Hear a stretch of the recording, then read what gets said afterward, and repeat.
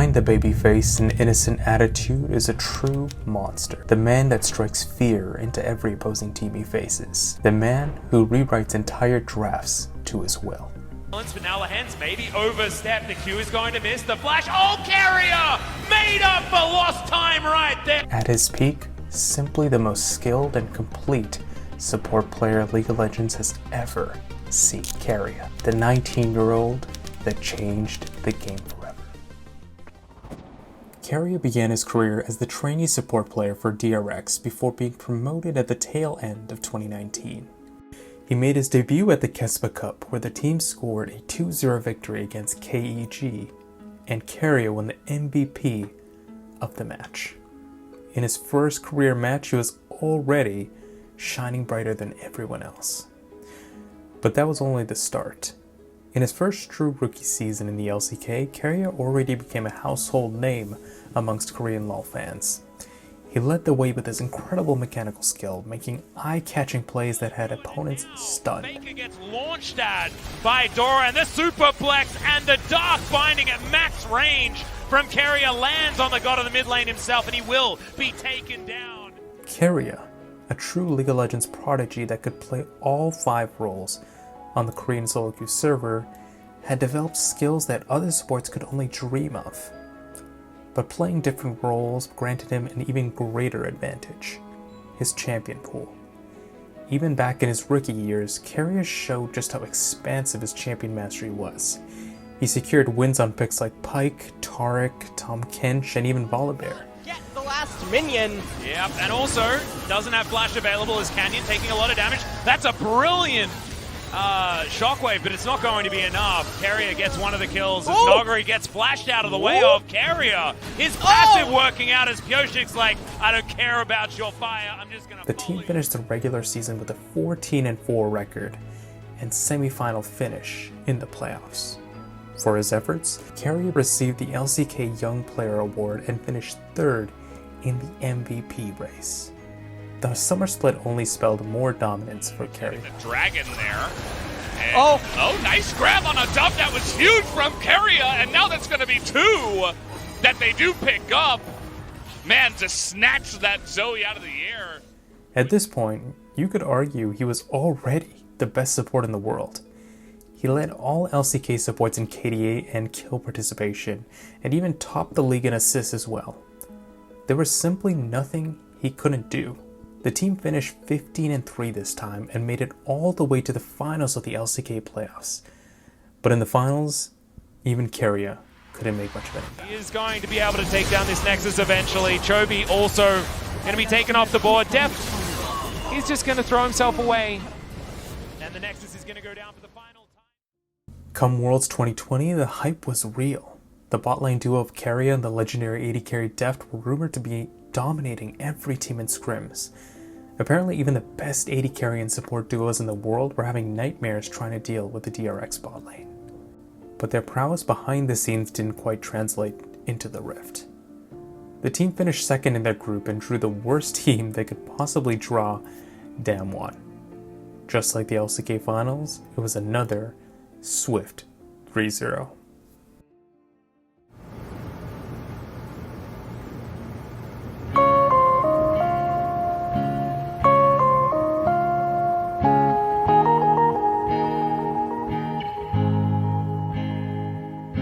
담아둔 너의 기억들을 잠시 돌아보게 불 좀 꺼줄래 스스디 속의 기억들을 다시 불러내요. Keria was the hottest prospect leading into the 2021 season, and just about everyone was gunning to secure the young support for their team. But it was the LCK's greatest and most popular team, T1, that landed Keria.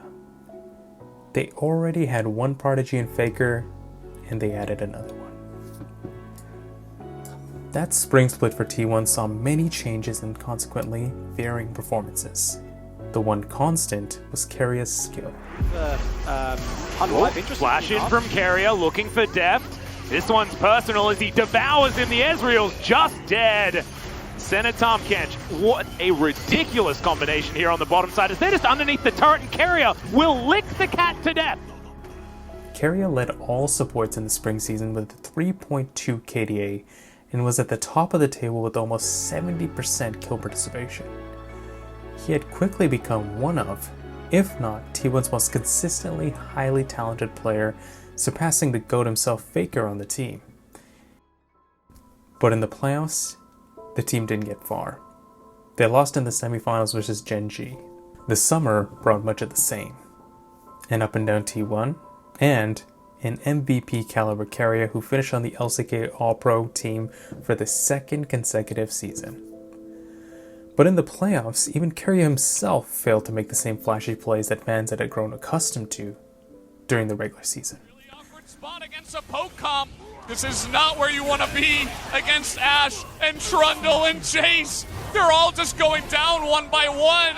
And the Nexus and Damwon Kia will be your champions of LCK Summer 2021 in a devastating 3-1 victory. Worlds 2021. No one quite knew what to expect out of T1 at Worlds, but after finalizing the roster that got them to the finals of the LCK, they stomped their way to the semifinals of the tournament. Keria was laying waste to the previous claim that he was an underperformer in big moments. His heroics versus Damwon were evident. Keria could follow with Flash W himself. If it misses, backing off, flat forward, that's a W, instant follow-up. Showmaker now running. Is going to try to outplay this one, but first blood dropping for T1. An excellent start in the mid lane. Looking for it, keep your eyes on Faker, that frozen tomb, the path into the backside. Instantly, the Rakan getting things kicked off. Khan and everyone's now moving in, but that goes down. They have the 3 items complete, both mid and bot. The 3 just complete for Showmaker. Keria? And Keria now stepping forward, looking for the double bomb. Keria locked up. Where's the ultimate going to go? But for now, Gumayushi untouched. Owner immediately into the back line, buying as much time as possible, but it's 2 quick kills for T1. And here come the curtain call. It's like a rinse and repeat of game. But even that wasn't enough in the elimination game. Getting lower, going all the way, trying to lock the thing, but who's going to get it? No! In the end, it is Canyon. When it matters most, you will find this fight, but Gumayushi standing strong on the backside. It does not matter. In the face of the Elder, Damwon Kia will wipe T1 off the map. And old legacies. Goodbye, Faker. Goodbye, T1. Hello, Damwon and Showmaker. They will defend their title in the finals and look to go back to back. Nonetheless, Keria was awarded the LCK Supporter of the Year award at the end of the season. He was unquestionably the best support the LCK had by any metric or eye test. He just needed that one big win. And he took that challenge very personally.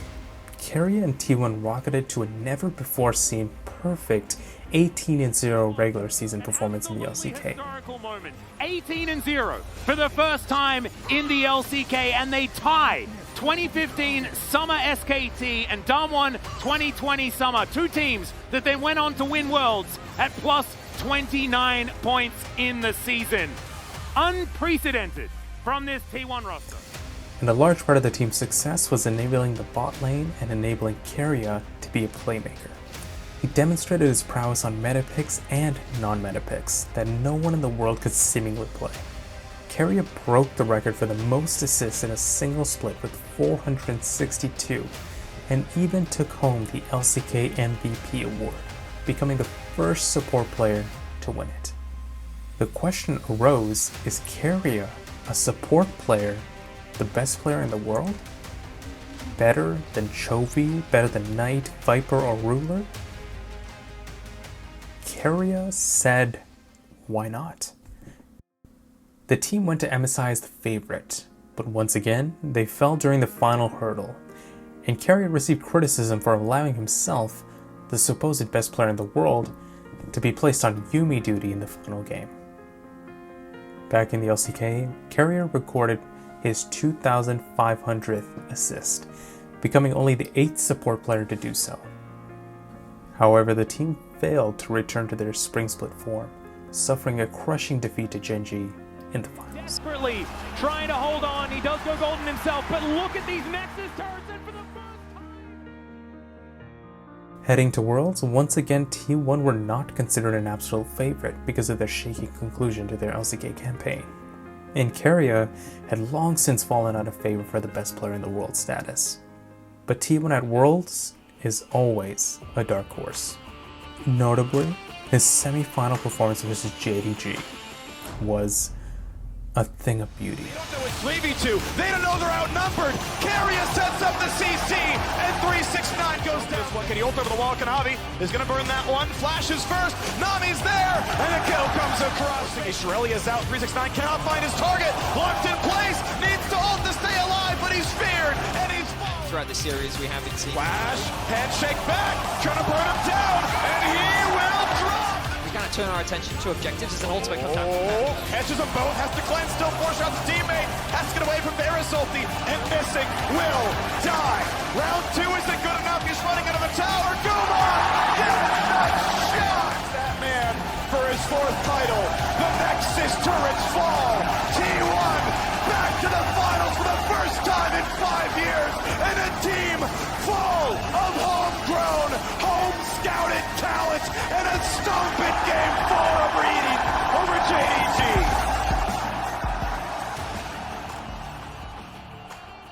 Keria was the ultimate annoyance for the opposing team, with one of the best Namis and Renatas in the world. Heading into the finals, it was almost a foregone conclusion that he would finally get recognized as the undisputed best support player in the world, and maybe ever, with a win. But that's, again, where he became rather pedestrian, even at times making key errors. They're going to allow it to reset. KeG and Keria. KeG finds Keria right when they need it most. They have been dismissed, but It was not the Keria we were used to seeing, and no one took it harder than Keria himself. Despite becoming the first support player to win the Player of the Split title in LCK history and winning his 2nd MVP, the question still loomed about his performances on the biggest stage.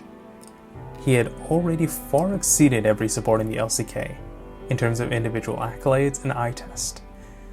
It was about securing that elusive title and performing in those big pressure matches. It's what made another crushing exit at MSI all the more devastating. Yet another important best of 5 with the opposing support, who by all estimations was worse than Keria, outperformed him.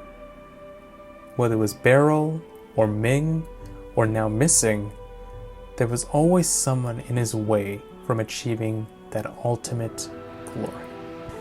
Keria took another hit to his reputation during the summer season. Faker's injury saw the entirety of T1 fall apart, both on a macro and individual level. Keria, whether it be due to burnout or simply being checked out, played far below what fans had grown accustomed to. Although the team rallied following Faker's return, it was hard to expect a lot from T1 heading into the World Championships. It was the first time in Keria's career on T1 where he was the underdog in many important matches. But perhaps that's exactly what he needed, because with the weight off his shoulders, at Worlds 2023, Keria changed the game. After once again losing to Gen.G during the best of 3 stage at Worlds, T1 and Keria had enough. They went back to their strengths, and for Keria, that was abusing his vast and impossible to replicate champion pool. the power of the Kench. He's been hit with the lick, the flash of the wall. How many licks to the center of a Nidalee pop? It's only going to take one more. Sean falls. Havoc. Keria. He's not done. Oh no, he even stops Bin's recall. If he gets this croc here, there it is. Abyssal dive here onto Elk. Nearly finds him. Super Mega down the rocket. He's gonna get it, but the flag will be planted on the corpse of the enemy AD carry. The catch owner this time, but instead it's on, and Gumayushi's unstoppable. They found Yagao. Shut down for Faker. In here, the early game was tough. The top lane was rough, and for BLG, it was not enough. Keria forcefully reinserted champions like Ashe and Tahm Kench back into the meta through his exceptional play. In lane, in skirmishes, and in teamfights. It felt as if Keria was everywhere on the map at once, and even forcing teams to play away from their own style and dress. The Particle support was putting all his cards on the table, finally using all his talents to their fullest. And no other support could keep up. Not Hong, fed. And he is just having them Handshake downloaded. back, Connected down to the wall. Zayu's firing up with so much damage. Not the man who last bested him missing. Still relatively squishy, all things considered. Zaya still stepping forward with the Infernal Chain, looking for the lockup. Tempered Fate now coming in, isolating Knight. Knight right in the back line. Owner immediately with the follow-up engage. Zaya still standing. Now finally the bias going in, but it might just be too little too late. Knight, fancy feet to the back of the fight. And not even former world champion KeSPA. Now Faker's gonna dash in, finds the charm under the Tom Kench. Faker has to get out of there though, can't be snared, but the hostile takeover gets so much work done. The Devour's in, but the kill's there for Owner. Xiaohu now going down low as Faker dashes forward once again. Immediate cleanse does get out of the way. Nature's Grasp isn't going to connect, but there is the twisted advance. Hostile takeover across everyone though, but the Shy is just gigantic. Kuma trying to hop away. The Fates call the knockups, and meanwhile Wei Wei is going down. Faker collects it.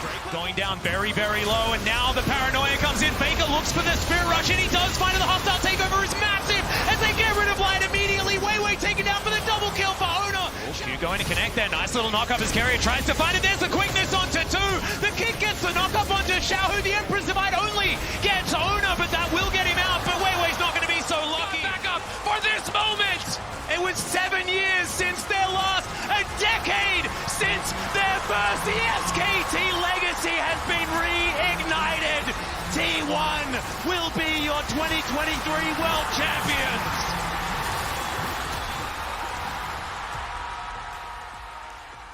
He was simply not going to be denied this time. Finally, Keria got the trophy he spent years fighting for, and with it, instantly put himself in the conversation of the best supports of all time. With his combination of mechanical talents, otherworldly champion pool, individual accolades, and now a world's trophy, it's hard not to throw him into that conversation. And who knows, pretty soon Keria might become to support what Faker is to the mid lane. In other words, the unquestioned greatest of all time in their role. Now that is what it means for a babyface 19-year-old to change the game.